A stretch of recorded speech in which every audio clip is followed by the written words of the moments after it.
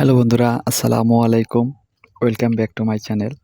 Garments কর্মী ভাই ও বন্ধুদের জন্য কিন্তু গার্মেন্টস যে ছুটির চূড়ান্ত ঘোষণা, সেই ছুটির চূড়ান্ত ঘোষণা কিন্তু তারিখে আমি পেয়ে গেছি এবং সেই বিষয় নিয়ে কিন্তু আলোচনা করব আপনাদের মাঝে।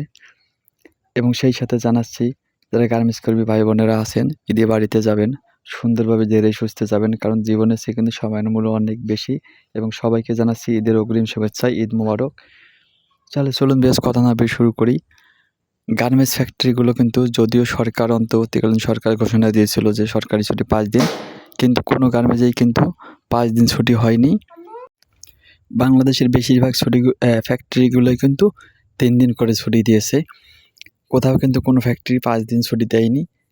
এজন্য এ নিয়েও কিন্তু বেশ কিছু ফ্যাক্টরিতে কিন্তু শ্রমিক অসন্তোষ দেখা দিয়েছে। বিশেষ করে আমি আজকেও গাজীপুরে আমরা দেখেছি, যারা আপনারা হয়তো নিউজটা দেখেছেন, বিভিন্ন জায়গায় বিভিন্ন চ্যানেলে হয়তো আপনারা নিউজ দেখেছেন, বা বিভিন্ন ইউটিউবে আপনারা নিউজ দেখেছেন, বা বিভিন্ন ফেসবুকে বা যে কোনোভাবে আপনারা নিউজগুলো অবশ্যই দেখেছেন যে গাজীপুরে কিন্তু আজকেও শ্রমিক অসন্তোষ দেখা দিয়েছে শুধুমাত্র এই 3 দিন ছুটিকে কেন্দ্র করে। কেননা বাংলাদেশের কোনো জায়গায় কিন্তু সরকার যদিও 5 দিন ছুটি ঘোষণা করেছিল, যদিও এটা প্রজ্ঞাপন আকারে না, যদিও 5 দিন ছুটি তারা ঘোষণা করেছিল, কিন্তু কোনো মালিক কিন্তু এই 5 দিন ছুটি দেয়নি, সবাই কিন্তু 3 দিন দিয়েছে। কারণ তারা কিন্তু সরকার যে প্রজ্ঞাপনটা জারি করেনি 5 দিন ছুটি নিয়ে, এজন্য কিন্তু এই গার্মেন্টস মালিক পক্ষরা কিন্তু সেই সুযোগটা লুফিয়ে নিয়েছে। এজন্য কিন্তু তারা লুফিয়ে নিয়ে 3 দিন করে ছুটি দিয়েছে। যদি সরকার 5 দিন ছুটিটা যদি প্রজ্ঞাপন আকারে জারি করতো, তাহলে কিন্তু মালিক পক্ষরা এই সুযোগটা পেত না। তাহলে কিন্তু তারা 5 দিন ছুটি দিতে বাধ্য থাকতো।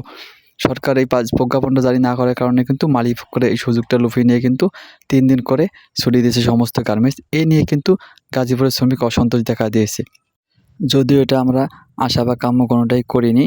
এজন্য এই শ্রমিক অসন্তুষ্ট যদি সত্যি যদি এটা যদি বড় বাস্তবায়নের রূপ নেয়, তাহলে কী হবে ঈদের আগে আপনারাই বলেন। এবং সেই সাথে যদি তাদের সরকার যে এই দাবিটা যদি মেনে নিয়ে যদি এই শ্রম উপদেষ্টা যদি সরকারের অন্তর্বর্তীকালীন সরকার যদি এটাকে যদি বাস্তবে রূপ দেয়, তাহলে কিন্তু ছুটি ঈদের আগে বেড়েও যেতে পারে। যদিও ঈদ এখনও আমাদের হাতে, ঈদের ছুটির এখন 1 সপ্তাহর মতো আছে, তাহলে কিন্তু বেড়েও যেতে পারে। যদি ছুটি কখনো বেড়ে যায়, তাহলে আমি তাৎক্ষণিকভাবে আপনাদের মাঝে নতুন সেই ভিডিও নিয়ে আসবো।